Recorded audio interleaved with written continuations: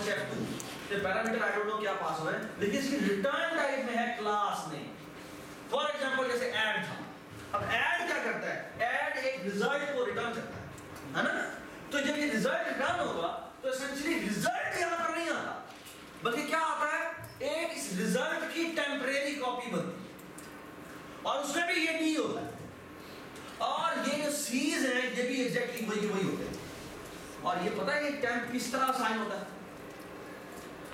ये टेम्प कैसे बनता है, चलो ये टेम्प बनता है अगर तुमने कॉपी का शटर बनाया हुआ है तो एसेंशियली ये बैक एंड पे एक स्टेटमेंट चलती है, ये लेकिन बैक एंड पे ये स्टेटमेंट चलती है, क्लास नेम यानी कि पॉलिनोमियल है ना, या हम कहेंगे पॉलिनोमियल, ये आपने लिखी नहीं है लेकिन बैक एंड पे चल रही होती है, polynomial temp is equal to result delete, ये डिस्ट्रॉय कर दो, डिस्ट्रॉय रिजल्ट, और रिटर्न असल में क्या करना होता है, रिटर्न असल में टेम्प करना होता है, ना कि रिजल्ट रिटर्न करना।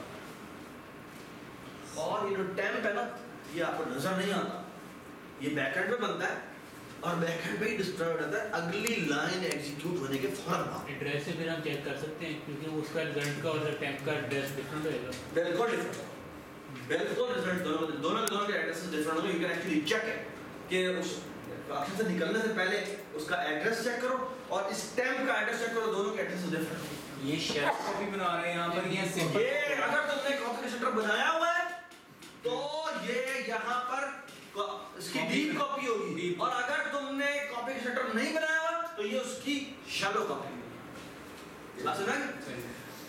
पॉलिनोमियल के केस में तुम्हारा ये काम ठीक कर रहा है, पता क्यों ठीक कर रहा है, क्योंकि तुमने अभी तक डिस्ट्रक्टर नहीं बनाया, तुमने डिस्ट्रक्टर बनाया और तुम्हारा सारा प्रोग्राम खराब हो चुका है।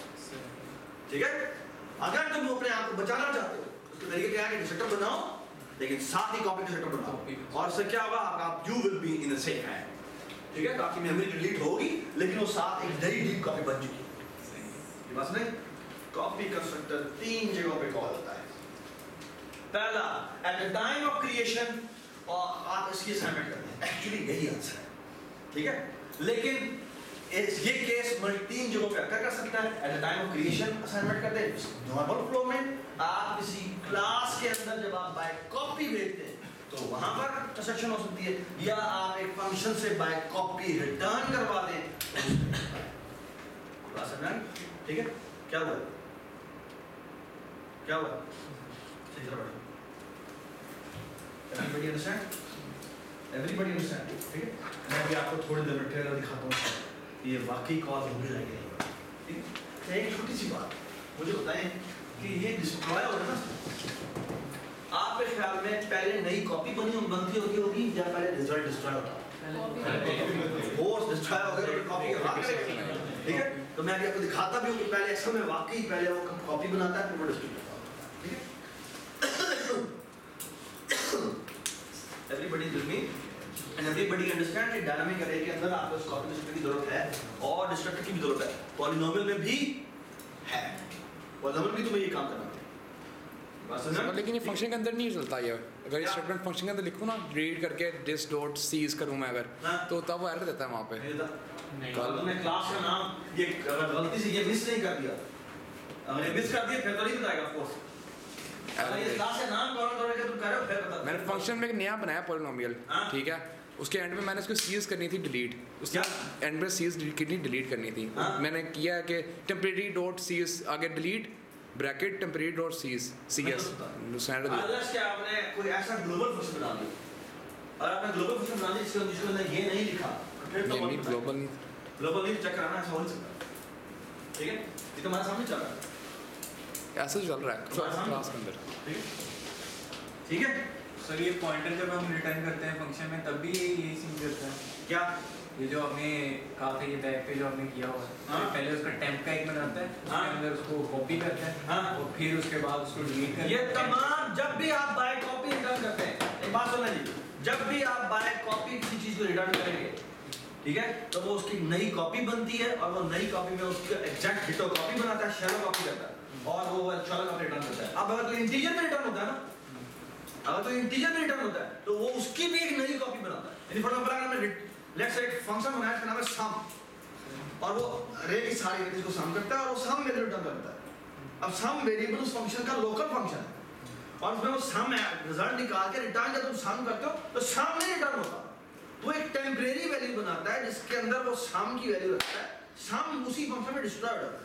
वो जो टेम्परेरी वेरिएबल है वो अगले इंस्ट्रक्शन जहाँ वो रिटर्न हो रहा है वहाँ के स्कोप तक जिंदा रहता है, उसके बाद डिस्ट्रॉयड होता है। मेन तक वैल्यू टेम्प पे क्या था, मेन में वैल्यू टेम्प पे और टेम्प आपको दिखाता नहीं हो, वो टेम्प आपको मैंने इसका नाम टेम्प रखा हो सकता है किसी उसने बाद में कोई और नाम रखा तो एड्रेस ही भेजिएगा ना। और असेंबली में जब आप पढ़ेंगे, असेंबली जो आप पढ़ रहे हैं, असेंबली लैंग्वेज पढ़ रहे हैं ना जी, असेंबली लैंग्वेज में पढ़ेंगे कि एक्चुअली ये काम बैकएंड पे कैसे होता है, बड़ी खूबसूरती तरीके से होता है, ठीक है। वो आप डिटेल में देखेंगे कैसे होता है, ठीक है। मुझे थोड़ा टाइम मिला तो मैं आपको देखूंगा। आप प्लीज वो जो आपकी बुक मिलेगी ना असेंबली की, बिलाल हाशिम साहब, वो आप बस शुरू से शुरू कर पढ़ लो बस, ठीक है। वो आपको टेंशन लेने की जरूरत नहीं है कि क्लास में क्या हो रहा है क्या हो रहा है, वो हफ्ते 2 हफ्ते में तुम वैसे ही खत्म कर लो। वो इतनी खूबसूरत बुक लिखी हुई है बड़े तरीके से। हम जब बनने में पढ़ी थी तो बुक नहीं थी तो हमें बड़ा मसला होता, लेकिन उसके बाद जब मैंने एक बार असेंबली पढ़ाई थी तो मैंने बस एक शाम को बैठा और वो 3 दिनों में मैंने वो ख़त्म कर दिया, उसके बाद मुझे पढ़ा, ठीक है। तो वो मसला ही है, ठीक है। तो प्लीज़ वो बुक पढ़ने जाए, बड़ा फायदा होता है, ठीक है। और ये कैसे करता है, जब आप फंक्शन कॉल करते हैं असेंबली में तो बैक एंड पे जब फंक्शन ने कोई वैल्यू रिटर्न करवानी होती है तो एक्चुअली वहाँ पर जगह बना के जाता है और वो जगह जो बनाई होती है वो टेम्प होता है, ठीक है। और जब फंक्शन से जब रिटर्न आते हैं तो रिटर्न आते ही पहला कहाँ भी वो ये करता है कि वो जो ऊपर उसने रिटर्न वैल्यू की है ना तो संचित वहाँ पर स्टैक पे वो वैल्यू पड़ी होती है, वो पहला काम ये होता है स्टैक से वो वैल्यू उठाए, वो टेम्परेरी वैल्यू को उसने खुद रिमूव करना होता है जो कि C++ ऑटोमेटिकली करता है, ठीक है। अगर मुझे याद कराना है इसमें कोड हम रन करेंगे उसके हम असेंबली भी ले सकते हैं। असेंबली तुम लोग कर रहे हो जी जी, कोई कोड में लिखा है तुम दिया ये तो आपको मैं कोड दिखाता हूं। हाय ये देखो, ये देख रहे हो ये फंक्शन है ना, ये मैंने फंक्शन कॉल किया, ये देखिए ये डीबग में गए, डीबग में यहाँ पे असेंबली नजर आ रहा है,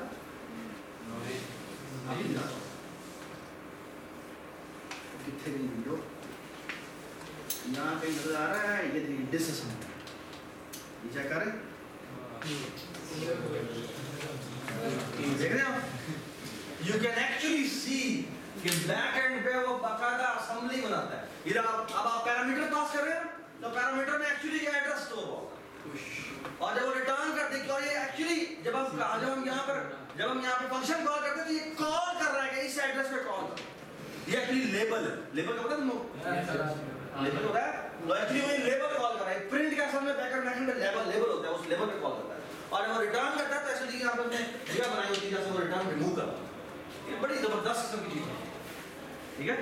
सो डिसअसेंबली करनी है, आप डिबग में जाके यहाँ पे जाए, यहाँ जाके इसको डिसअसेंबल नहीं विंडो में गए, विंडो में जाके क्या करते हैं, यही है वो विंडो बंद कर दें, क्लोज कर दे। हाँ बस यहाँ से क्रॉस, ठीक है ऑलराइट।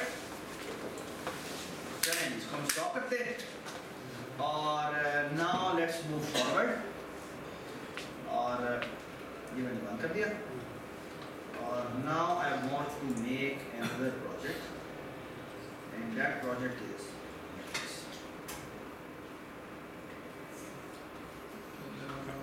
मैट्रिक्स लाइन, ठीक है।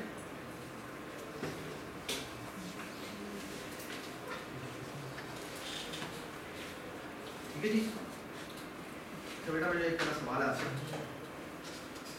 ये ना मैंने मैट्रिक्स की क्लास बनानी है यानी ये सर, अच्छा मैं आपसे सवाल ये है कि एक क्लास बनानी है, इसका नाम क्या होना चाहिए, इसका नाम होना चाहिए मैट्रिक्स, ये क्लास है, मैंने क्लास बनानी है मैट्रिक्स।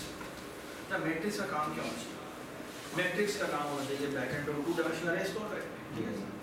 और मैट्रिक्स एक्चुअली मैथमेटिक्स में बहुत यूज होती है, मैथमेटिक्स में कंप्यूटर साइंटिस्ट के लिए बहुत अहम है क्योंकि कंप्यूटर साइंटिस्ट जो है ना वो मैट्रिक्स को बहुत इस्तेमाल करते हैं। एक्चुअली कंप्यूटर साइंस में बहुत सारी कंप्यूटर साइंस की जो ब्रांचेज हैं वो इसको यूज़ करते हैं। फॉर एग्जांपल आपकी कंप्यूटर साइंस की सबसे बड़ी ब्रांच है, बहुत सारी ब्रांच है, कंप्यूटर विजन है, कंप्यूटर विजन में कंप्यूटर विजन हो गया, इमेज प्रोसेसिंग हो गया, AI हो गया, मशीन लर्निंग हो गया, इसमें जितने बड़ी बड़ी ब्रांचेस कंप्यूटर साइंस की हैं उन सब में सबसे इम्पोर्टेंट चीज़ जो शायद है वो ये कि सबसे एक ऐसी लाइब्रेरी जो कि तकरीबन सारी जगहों पे यूज़ होती है वो है मैट्रिक्स और मैट्रिक्स लाइब्रेरी की बेस के ऊपर बड़े बड़े सॉफ्टवेयर बने जो कि एक्चुअली ये सारी प्रोसेसिंग का काम करते हैं।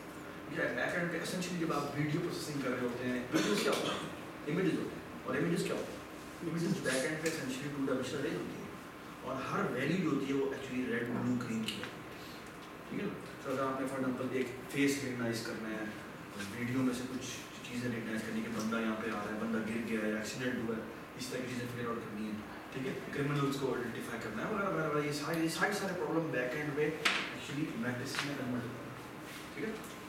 और मेरा एक दोस्त है Kashif I will try to ask him to give one lecture on matrices. और there is a software in जो इसका नाम है MATLAB. कितना नाम है? MATLAB बहुत ही sophisticated कमाल किस्म की चीज़ बनाई है, सिर्फ matrices पे काम करता है। इवन आप कोई वेरिएबल बनाते हैं ना तो बैकएंड पे मैट्रिक्स बनाता है 1 by 1 साइज का, और आपने उसमें काम करना है, मल्टीप्लाई करना, डिवाइड करना, जो भी करना है वो एक्चुअली उस मैट्रिसेस की एडिशन, मल्टीप्लिकेशन, डिवीजन और मैट्रिसेस के रिलेटेड इतना भी बड़े मजेदार काम होते हैं। Images, so for example images rotation करना, अगर ये आप पता है क्लॉकवाइज इस तरह रोटेट करते हैं, वो पेंट में जाके कर रहे होते हैं या डिफरेंट सॉफ्टवेयर यूज करके, वो बैकएंड में मैट्रिक्स मल्टीप्लिकेशन बनती है, वो मैट्रिक्स की एसेंशियली ट्रांसपोजिंग और इस तरह की चीजें बन जाती है। So we will going to do something like that कि एक्चुअली इमेज को रोटेट करना है, इमेज को ये करना है, वो करना है, ये सारी चीज़ें हमने आने वाली क्लास में करनी है, ठीक है। So actually what we are going to do is we are going to make a simple class of matrix जिस पे हम डिफरेंट तरह के शुरू में प्रिमिटिव क्वेश्चंस करवाएंगे आज आप, और फिर आप जो लैब है उसमें भी आप थोड़ा सा नॉन ट्रिवियल में काम होंगे, ठीक है, और फिर नेक्स्ट क्लास में भी आप जो काम किया वो आप देखे आएगा ताकि उससे आप अंडरस्टैंड करें, ठीक है। ऑलराइट, सो मैट्रिक्स बनाना, ठीक है। थोड़ा सा आप बताएं, मैंने क्लास मैट्रिक्स बनानी है तो क्लास मैट्रिक्स में क्या होना चाहिए?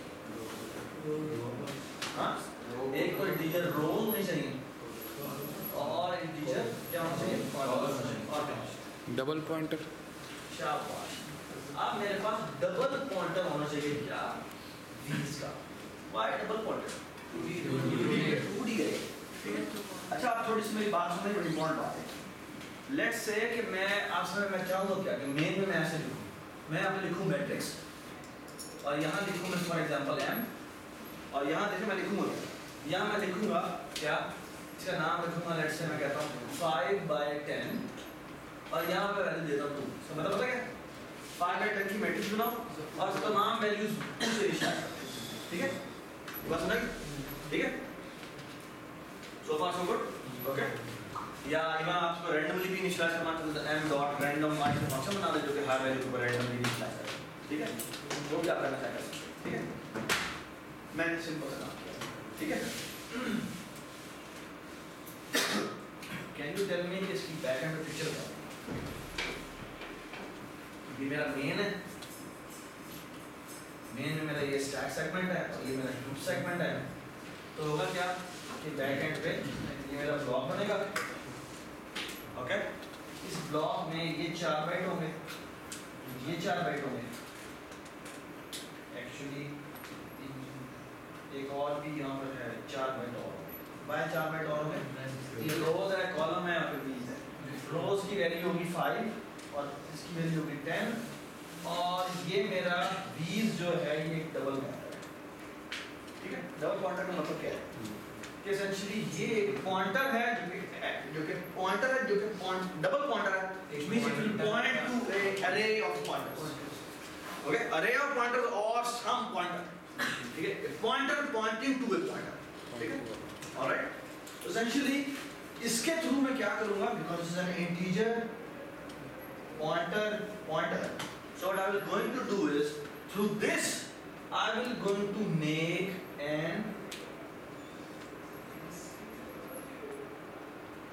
5 रोज बनानी है मैंने, तो 5 रोज बनाने के लिए मुझे 5 पॉइंटर बनाने हैं, ठीक है, ठीक है। So this will be an integer pointer, this will be an integer pointer, this will be again an integer pointer, this will be again an integer pointer, this will be again an integer, ठीक है, बस ना। और ये देखिए इसका कोई address होगा, लेट मी से 0x100, तो एसेंशियली इसका अंदर क्या स्टोर होना है 0x100, ठीक है। इसका अपना भी एड्रेस होगा, वो आपको दिखा सकते हैं, ठीक है। अभी मैंने तरीका बताया। इसका क्या एड्रेस होगा 0x 10 0x 108 and so on. ठीक है, मतलब ये इंटीजर पॉइंटर होता तो इसका एड्रेस क्या होता? हाँ? 810 अगर इंटीजर पॉइंटर या कैरेक्टर पॉइंटर होता तो इसका एड्रेस क्या होता? 10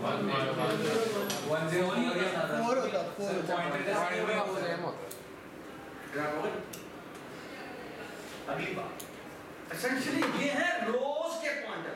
तो एक्चुअली ये एक और मेमोरी को पॉइंट करेंगे जिसमें एक्चुअली पहली रो बड़ी होगी और 10 एंट्रीज बड़ी होंगी, है ना? इसमें हर एंट्री क्या है? एक इंटीजर है। तो इसका कोई एड्रेस है, लेट्स से 0x200। तो इसका एड्रेस क्या होगा? 0x204 और ये 206 और सॉरी ये और ये 2120C और फिर आ जाएगा 21 मेरे ख्याल सी है ना, DEF 1 के बाद आएगा ना 2। आपने कहा कि इमेज देख लेना, मेरे ख्याल में 1 2 1 2 आएगा, ठीक है? अब फिर क्या आएगा? ये 2 1 6 एंड सो ऑन, ठीक है? Everybody agree? जब मानो अगर ये कैरेक्टर पॉइंटर होता तो इसका एड्रेस अगर 200 तो इसका क्या होता? 201 होता। y 201 हेड हो गया। इसका 200 तो इसका क्या होता?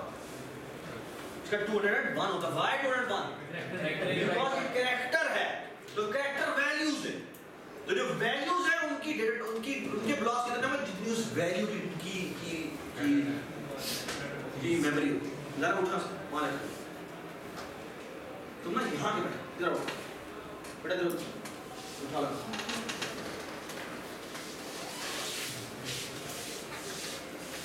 याद करो तो तुम फोकस नहीं होता तो मैं आगे बैठा प्लीज।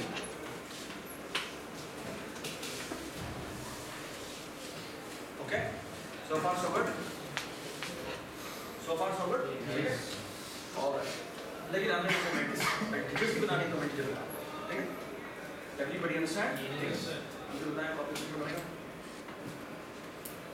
कॉपी चैप्टर बनेगा? यस बनेगा। क्यों बनेगा बेटा? अच्छा, क्योंकि अंदर जो हमने जो चीज़ रखी है वो इंटीजर पॉइंटर है, ठीक है? अगर हमने ये ना बनाया तो शैलो कॉपी हो जाएगी और दोनों मैट्रिक्स सेम ही डबल पॉइंटर को पॉइंट कर और वो डीप कॉपी होगी, ठीक है? बात समझ? तो हम एक के थ्रू चेंज करेंगे दूसरे में भी चेंज करेंगे, बात समझ? ठीक है? Everybody understand? ठीक है? तो मैं अभी आपको इंप्लीमेंट जो क्लास आपने की है मैं वही दिखा रहा हूँ, ठीक है? सो look at this, correct?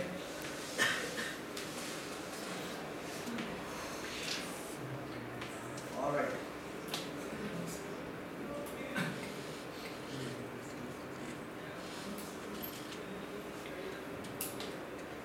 Add here and specific item.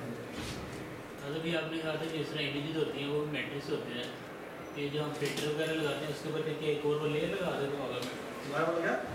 जो आप इमेज आपने कहा कि एक मैट्रिक्स में ट्रांसलेट होती हैं, तो हम ये जो इमेज के ऊपर फिल्टर्स वगैरह लगाते हैं ये उसके ऊपर एक और मैट्रिक्स की लेयर बिल्कुल। ये देखिए हमने क्या किया, हमने एक ये दो एट्रीब्यूट्स रखे, ठीक है? ठीक है, हमने पहला फिल्टर ये बताया, ठीक है? ये फिल्टर का फायदा क्या है? ये देखिए इस फिल्टर में मैंने क्या किया है, इसमें ना अगर आप देखें तो मैंने ना सबसे पहला काम ये किया, मैंने एलोकेशन की, ठीक है? एलोकेशन कितनी करनी है ना, ये मैं ना यहाँ से जी बताएं क्या कैसे एलोकेशन होनी चाहिए? होना ये चाहिए कि यहाँ पे दिस एरो, हाँ जी बताएं, दिस एरो रोज को बराबर कर देना चाहिए आर के, दिस एरो कॉलम्स को बराबर कर देना चाहिए किसके? सी के, ठीक है? और अब मुझे एलोकेशन करनी है ना, तो एलोकेशन कैसे करेंगे जी बताएं? दिस एरो वीज इज इक्वल टू क्या हो जाना चाहिए बेटा? इज इक्वल टू न्यू और यहाँ पे इंट पॉइंटर होना चाहिए और यहाँ क्या होना चाहिए? यहाँ पे आर, ठीक है ना? पहले मैंने क्या किया, मैंने जितनी आर वैल्यू आई है उतने मैंने यहाँ पे पॉइंटर बना दिया, बस ना। और अब ये रखना मैंने हर आर पे जाना है और वहां जाके क्या करना है, मैंने इतने कॉलम्स किए हैं तो मुझे एक फॉर लूप लगाना पड़ेगा। Integer G ri is equal to 0, ri is less than क्या, ri is less than this arrow वाला नहीं बेटा रोज, और यहाँ आएगा ri प्लस प्लस, और यहाँ क्या करना चाहिए, यहाँ ये करना चाहिए बेटा क्या कि दिस एरो वीज की ri एंट्री को बराबर कर देंगे न्यू एंड, और यहाँ क्या आएगा दिस एरो, ठीक है। ये जो मैट्रिक्स रीडिंग का काम है ना, ये कल आते ही क्विज है, आते ही क्विज है, और 15 मिनट में आपको रिक्वायरमेंट होगी कि फाइल से ये सारे के सारे लोड कर लें, ठीक है। और अगर आप 15 मिनट में लोड नहीं करेंगे, आपको इम्प्लीमेंटेशन लगा दे देंगे और 15 मिनट के बाद हम उसको जीरो लगा देंगे। ये रीडिंग शीडिंग का काम, फाइल से रीडिंग का काम, इसमें ये सारा काम आपका 1 मिनट 15 मिनट के अंदर होना चाहिए। और ये आपका मिड टर्म के पॉइंट ऑफ व्यू से मैं कह रहा हूँ कि आपकी इतनी प्रैक्टिस हो जानी चाहिए कि आप पहले 15 मिनट में ये काम कर लें। 10 से 15 मिनट के अंदर आपका मैट्रिक्स लोडिंग का काम हो जाना चाहिए। यानी जितना भी डेटा लोड करना है 10 मिनट से लोड करनी है, 5 मिनट से लोड करनी है, वो लोडिंग का काम आपका मेन में हो जाना चाहिए। ये बात समझ? हाँ मैं कह रहा हूँ 5 से 10 मिनट ज़्यादा नहीं लगने चाहिए। 15 मिनट में अगर आपसे ज़्यादा आपको देर लग रही होगी तो मुझे तो मैंने कहा कि आप इम्प्लीमेंटेशन दे देना और उनके जीरो लगा देना, ठीक है। Alright, so look at this G, everybody understand. अभी हमने क्या काम किया था, क्या मैंने हर मैट्रिक्स की एंट्री पे ये v रखवा दिया? मैंने अभी क्या काम किया? अभी जितने आप रोज है उतने रोज हैं उतनी मैंने पॉइंटर्स कंस्ट्रक्ट कर लिए, और हर पॉइंटर जो है वो एक रो की तरफ पॉइंट कर रहा है जिसकी एंट्रीज कितनी, इतने नंबर से कॉल होता है। सो एक्चुअली मैंने 5 बाइट, मैंने एक्चुअल मेमोरी कितनी बनाई है, ये बड़ा मजेदार सवाल है। टोटल मेमोरी कितनी एलोकेट हुई है मुझे दोनों बतानी है आपने, हीप में भी और मेमोरी में भी, और स्टैक में भी। सो हीप में पहले स्टैक में कितनी मेमोरी हुई? स्टैक में सर 12 बाइट 4 4 4 खत्म होगी बात। हाँ जी, आप मुझे बताएं कि हीप में कितनी बनी? 200। ये 10 बाइट 10 एंट्रीज है ना, 10 एंट्री कितनी बनती है? 10 इंटीजर्स है ना, तो 40 हो जाएंगे। तो 40 40 40 40 40 5 हो गए तो कितनी हो जाएगा? 4 बटे 200। गलत, अच्छा क्यों? वो वाले पॉइंटर्स रोज, क्योंकि ये भी तो पॉइंटर्स बने हैं, पॉइंटर्स तो 5 रोज भी है, इसका मतलब है 20 ये भी हो सकती है, तो 220। तो 220 है हीप पर एड्रेस है, और क्या है, और यहाँ पे क्या है, यहाँ पे 12 बाइट का। तो टोटल मेमोरी कितनी बनी? 232 आपके मेमोरी ब्लॉक आपके रिजर्व हो गए। बात राइट? सॉरी 20 हैं इसके, क्योंकि आपने जितने रोज एलोकेट किए उतने पॉइंटर्स बनाए। तो 4-5 पॉइंटर्स बनाए आपने, और ये 4 4 4 4 4 बाइट, ठीक है। तो 20 ही होगा। ये बात राइट? ये सवाल आपको मैं बता रहा हूँ एग्जाम में आएगा ही आएगा कि मुझे पिक्चर बना के बताएं, मुझे बताएं कितनी हीप पर मेमोरी लोड हुई है, कितनी हीप पर मेमोरी लोड हुई है, कितनी आपकी स्टैक मेमोरी लोड हुई है। और आपके असाइनमेंट में भी रिक्वायरमेंट है कि आप सबसे पहला काम ये करना है 15 मिनट में लोड करना है, और आपने हर एक के एड्रेस लिखना है, ये एड्रेस ये एड्रेस ये एड्रेस ये एड्रेस, ओके। और ये आपकी बहुत ज्यादा इस पे आपकी प्रैक्टिस हो जानी चाहिए, ओके। तो पिक्टोरियली अगर आपको क्लियर है ना तो फिर you can actually talk about it, ठीक है। Everybody understand? By the way ये जो मैंने सारा काम किया ना, इसको मैं यहाँ से कट करता हूँ और ना मैं एसेंशियली एक फंक्शन बनाता हूँ जिसका मैंने नाम रखा हुआ यहाँ पे एलोकेट मैट्रिक्स, ठीक है। और इसको रो और सी पास में रखता है, तो ये पूरे कोड मैंने वहाँ पर लिखा नहीं बनेगा। तो इसलिए इसका फायदा क्या है कि एक्चुअली मैं इवन बाहर से भी अगर रीएलोकेशन करना चाहूँ तो मैं ऐसे कॉल कर सकता हूँ। ये बात सुना है? ठीक है, तो मैंने रीएलोकेट, ठीक है। सो रीएलोकेट में क्या किया, मैंने उतने आर सी असाइन कर दिए और मैंने ये असाइन कर दिया, और इसमें जाकर मैंने एसेंशियली क्या कर दिया, मैंने this arrow allocate matrix call कर दिया, इसी के अंदर आर और सी भेज दिया। ये बात सुना? अब मुझे बताएं एलोकेशन हो गई है, आप क्या करना चाहिए? अब मुझे हर वैल्यू पे जाके क्या रखवाना है? मुझे वैल्यू v रखवानी है, ठीक है ना। So what I do the following कि मैं एसेंशियली एक फंक्शन और बना लेता हूं जिसका काम सिर्फ ये होगा कि वो एक दो नेस्टेड लूप लगाए और जाके क्या कर दे, उस जगह पर वैल्यू रखवा दे, है ना। तो मैंने उसका लूप लगा दिए और उसकी इस जगह पे जाके वैल्यू रखवा दी, है ना। और मैंने क्या किया, यही फंक्शन वहां से कॉल कर दिए। तो एसेंशियली मेन में मेरा क्या होगा, ये जो हमारा फंक्शन है इस जगह क्या आ जाएगा बेटा, दिस एरो सेट these, और इसमें हम भेज देंगे ये वाली जो v है ये भेज देंगे। जैसे से काम किया, ये इन हर एक एडजस्ट पे जाए और आ जाए वो तो सर राजा का हम क्लास में तो वैसे सेट बीज भी लिख सकते हैं, जिस ना लिखे तो उस केस में क्या जाए? उस केस में क्या होता है? पॉलिनोमियल भेजना पड़ेगा साहब। हाँ? वो भेजना पड़ेगा उस केस में आप जो भी वैल्यू भेजेंगे वो वैल्यू साइज इसको साइन कर देगा, एक ही वैल्यू साइज से साइन करेगा, मैट्रिक्स। ठीक है? अगर ये आप पब्लिक नहीं लिखना चाहते उसको प्राइवेट में जाके डिफाइन कर दें, ये यूटिलिटी फंक्शन बन जाएगा और फिर प्राइवेट से कॉल होगा, फंक्शन से अंदर से कॉल हो सकता है, बाहर से कॉल हो सकता है, ठीक है? इवन अगर आपने एलोकेट रीएलोकेट मैट्रिक्स है, इसको भी अगर आप हाइड करना चाहते हैं तो प्राइवेट में जाके डिफाइन कर दें और बाहर एक्सेसिबिलिटी इसको डाल दें, ठीक है? ऑलराइट, अब देखिए जी मैंने एक और काम किया, मैंने एग्जैक्टली हेडर फाइल में जाके एक कॉपी कंस्ट्रक्टर बनाया। ये बात नहीं, कॉपी कंस्ट्रक्टर इसलिए बनाया क्योंकि जब मैंने मैट्रिसेस के दरमियान में एडिशन ऑपरेशन करने हैं, मल्टीप्लिकेशन ऑपरेशन करने हैं, डिवीजन ऑपरेशन करने हैं तो मुझे इसकी जरूरत पड़ी और मैं एक नई मैट्रिक्स रिटर्न कर रहा हूं तो मुझे कॉपी की जरूरत पड़ी, ठीक है? और देखिए कॉपी कंस्ट्रक्टर ने क्या करना चाहिए पहले मुझे बताएं, कमेंट में बताओ। राइट साइड वाली जो चीज भेजी जा रही है लेफ्ट वाले को एग्जैक्टली पहले उतना एलोकेट करना। Do you agree? तो मैं दोबारा से क्या कॉल करूं, एलोकेट मैट्रिक्स कॉल कर दूंगा, तो क्या पैरामीटर भेज दूंगा? वही उसमें आर और सी तो नहीं जाएंगे बल्कि राइट का डॉट रोज जाएगा और राइट का ही डॉट कॉलम जाएगा। ये बात समझा? तो ये लोग पहली वाली लाइन ये लिखी होगी, ये देखिए F12 और ये देखिए एलोकेट मैट्रिक्स कॉल हो गया और इससे क्या पास हो गया, जो आपके राइट के रोज है और राइट के कॉलम में पास है। ये बात समझा? और फिर मैंने क्या किया, दो ने शेड्यूल गए और जो v's की RICA पे वैल्यू पड़ी हुई है वो मैंने राइट बराबर करने के लिए राइट डॉट v's के RICA किया। ये बात समझा? ठीक है? Everybody understand it? ठीक है? Everybody understand? अब मेरा सवाल ये है कि मेन में मैं चाहता हूँ कि ये चीज हो जाए, ठीक है? और ऑफ कोर्स मैं साथ में प्रिंट भी करना चाहता हूँ। प्रिंट क्या? मैं इस मैट्रिक्स को प्रिंट करना चाहता हूँ। तो प्रिंट फंक्शन में क्या होना चाहिए?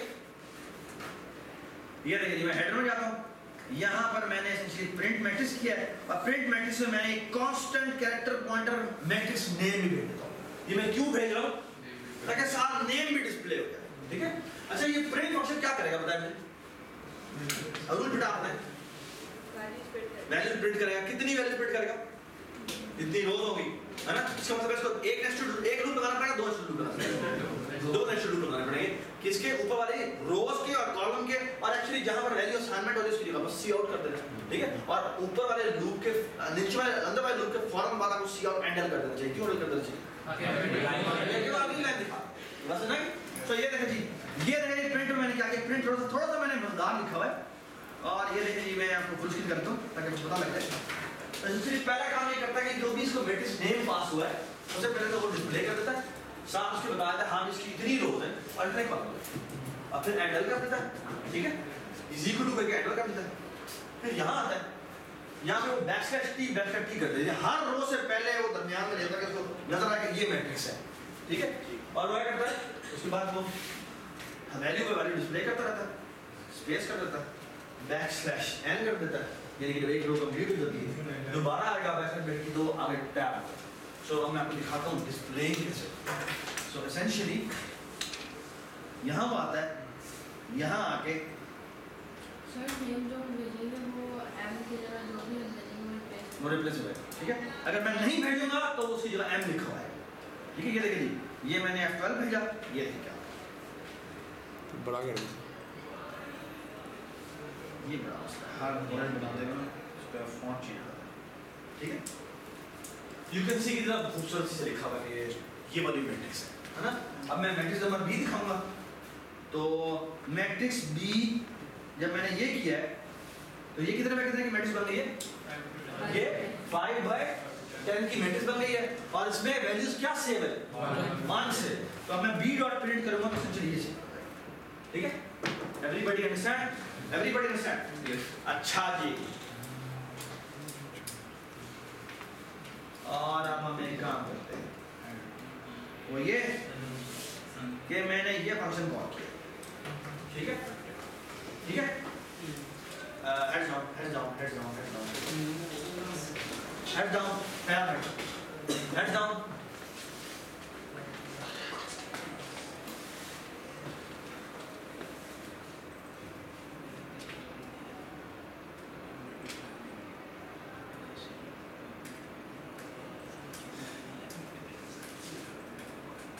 चलें जी, हेड आओ। अभी तक आपने मैट्रिक्स करा रही है, ठीक है यार, उधर देख ले, उधर डाल।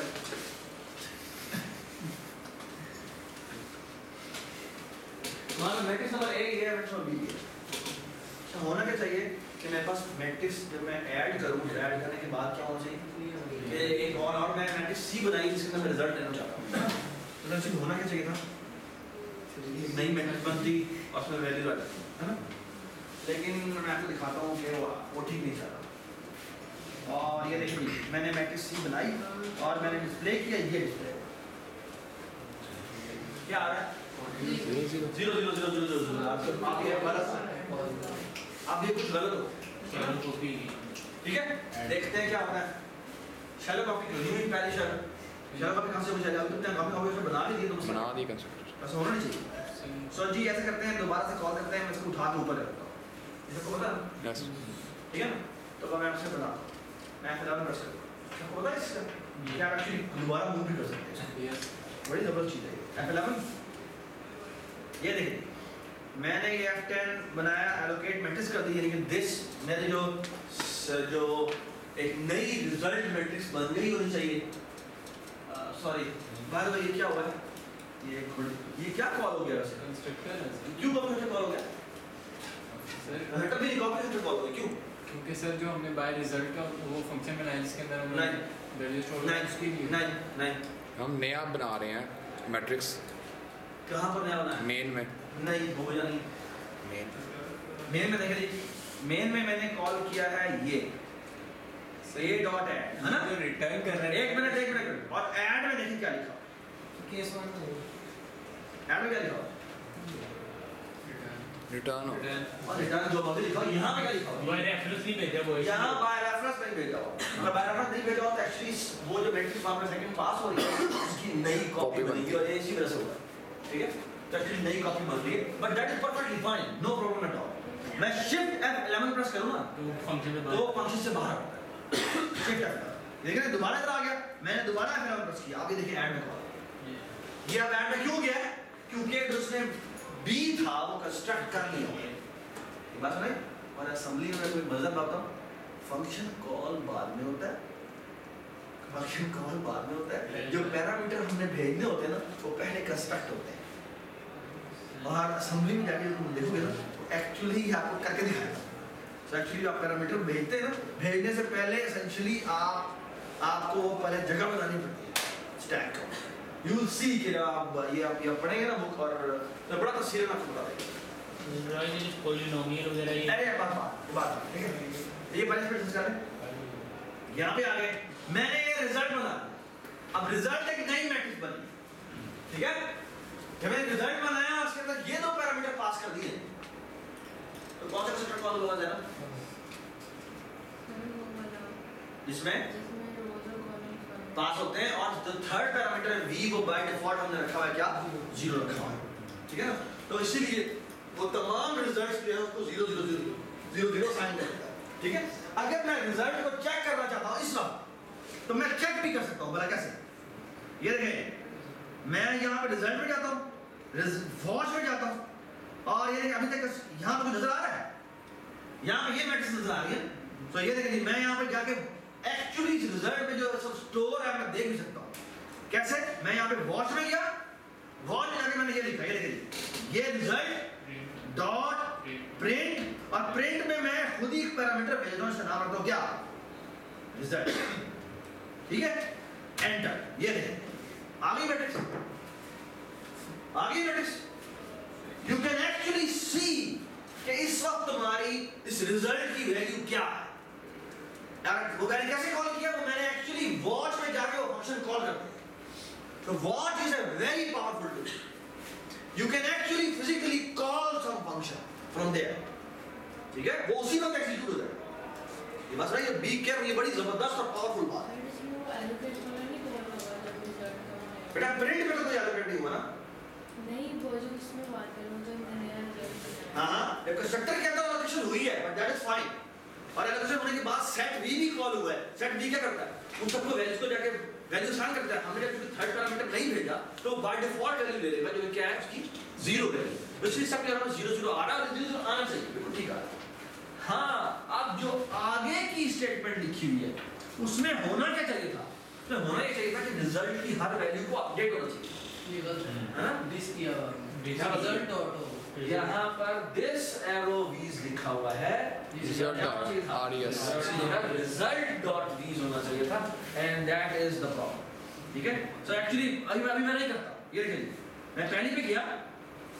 होना ये चाहिए कि ये जो पहली वाली मैट्रिक्स है उसमें क्या पड़ा हुआ है, ये उसका तो ऊपर चला गया, वो था 1 + 2, 2 + 1 क्या 3 आना चाहिए। तो अगर मैं पहली दफे से चलाऊंगा और मैं दोबारा वॉच में जाके से रिफ्रेश करते तो होना ही चाहिए था कि बाकी तमाम की तमाम वैल्यू नजर आनी चाहिए थी, क्या 0 0 0 0, लेकिन जो पहली वैल्यू है वो 3 हो जानी चाहिए थी। लेकिन जब मैं इसे चलाऊंगा तो ये अभी भी मुझे रिजल्ट में 0 0 0 लिखेगा। ठीक है, रिजल्ट की वैल्यू चेंज। अच्छा आप ये देखिए मैं ऐसे कहता हूँ स्टॉप डिबगिंग, और ये अभी हैरन जान शेयर निकाला है उसको मैं जाके यहाँ पे करता हूँ रिजल्ट डॉट वीएस। ठीक है, अब देखिए मैं यहाँ पे डिबग पॉइंट कर रहा हूँ और मैं डिबग पैड चलाता हूँ। ठीक है, ये मैंने F10 प्रेस किया, F5 प्रेस किया और F5 प्रेस किया। ठीक है, और आप देखें क्या होता है, ये देखें मैं पहली दफा ये लाइन चला रहा हूँ। ठीक है ना, इस वक्त रिजल्ट में क्या पड़ा हुआ है मैं देखना चाहता हूँ तो मैं वॉच में जाता हूँ और वॉच में जाके रीडिफाइन करता हूँ। ये देखिए क्या आ गया, 0 0 0 0 0 0 आया है ना।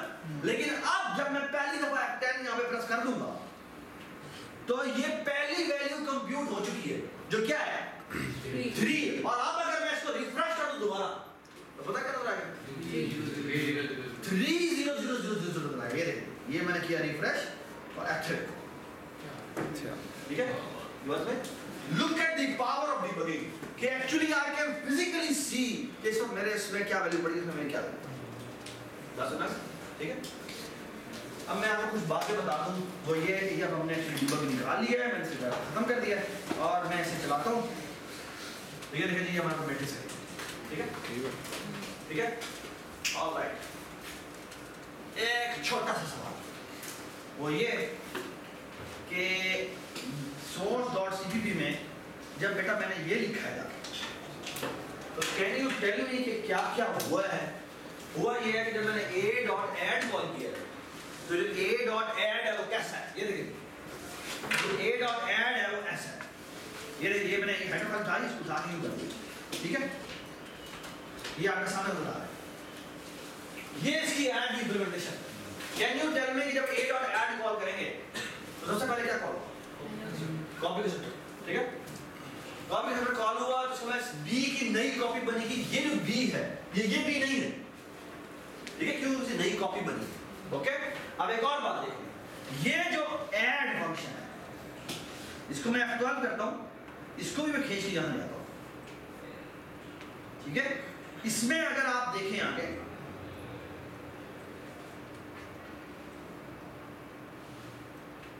इस ऐड की इंप्लीमेंटेशन में देखें तो यहाँ पे नया रिजल्ट बन रहा है ना, और ये रिजल्ट में सारी वैल्यू कंप्यूट करता है और कंप्यूट करने के बाद रिटर्न रिजल्ट करता है ना। रिटर्न रिजल्ट कैसे होता है, वो मैट्रिक्स टाइप का, इसमें पे इसकी नई कॉपी बनी। इसका मतलब है कॉपी का सेक्टर कितना कॉल हुआ, दो दफा कॉपी का सेक्टर 2 दफा कॉल हो गया है ना। इधर आ जाए,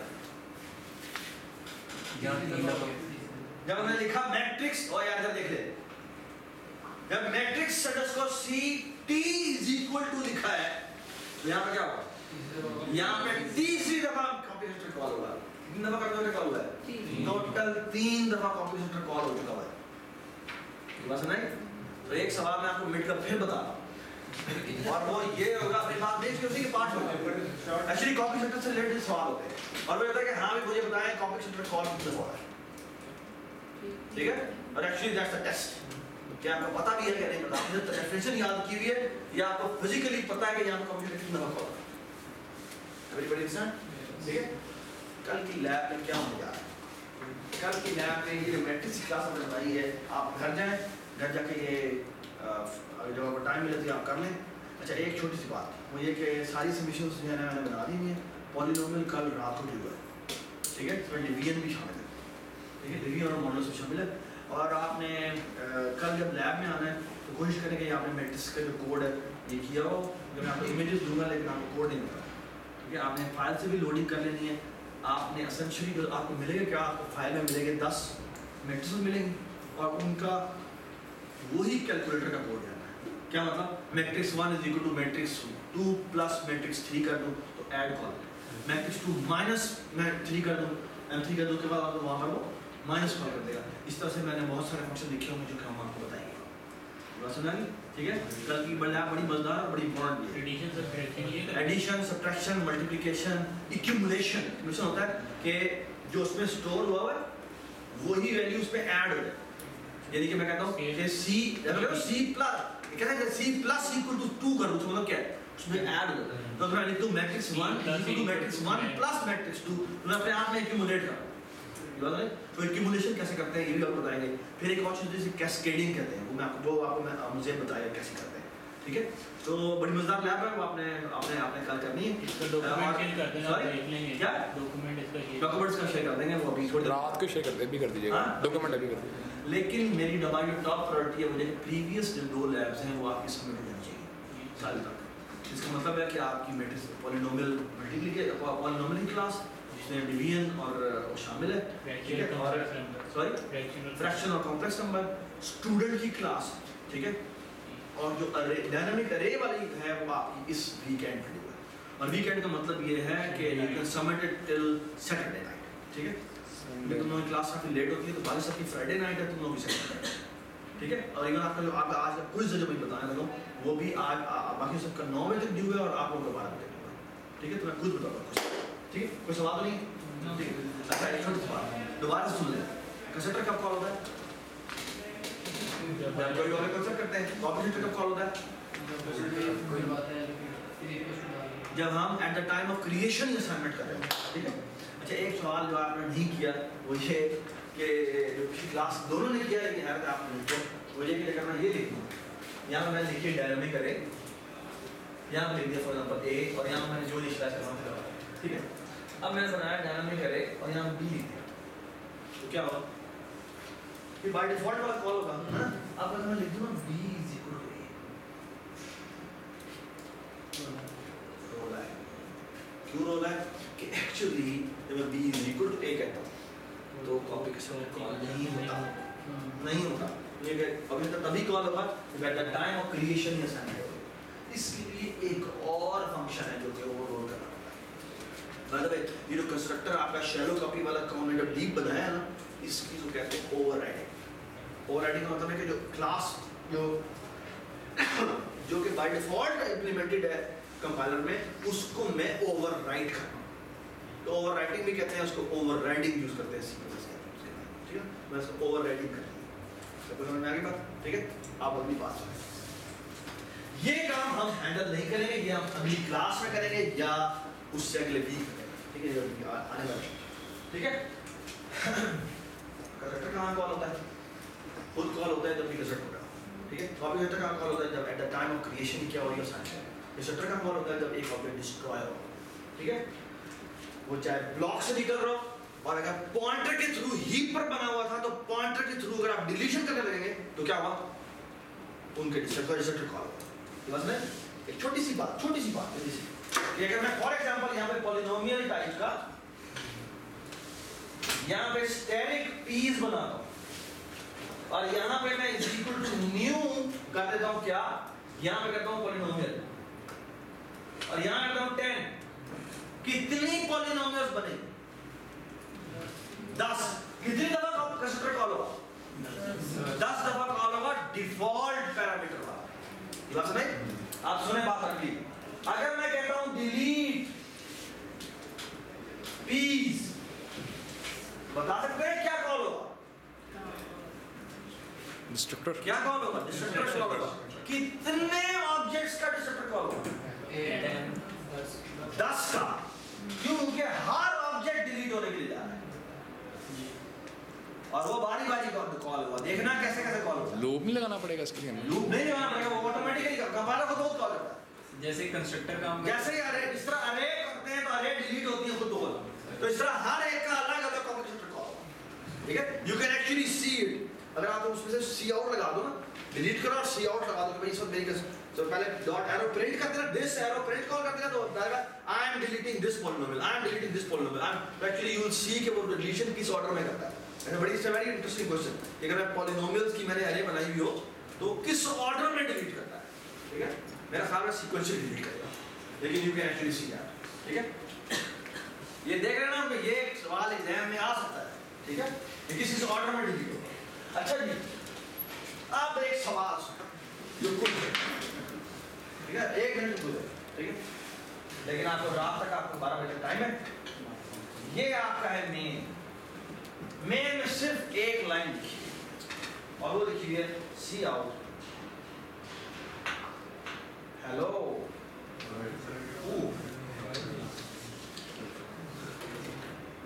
ठीक है, आपने इस लाइन को नहीं देखा। ये जो इंट मेन है ना, ये इंट मेन जैसा लिखा हुआ है, ये एज इट इज ऐसे है, ठीक है? तो क्या लिखा हुआ? हेलो दैट्स इट, ठीक है?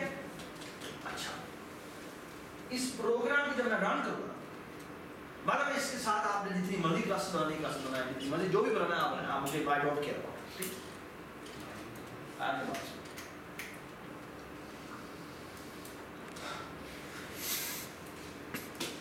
आउटपुट इसकी है, आउटपुट ये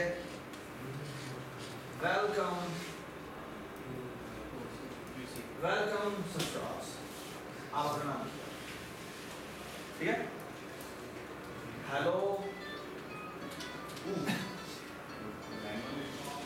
ठीक है? और यहाँ पे आएगा मैसेज, और मैसेज आएगा, जाएगा कोई बात नहीं,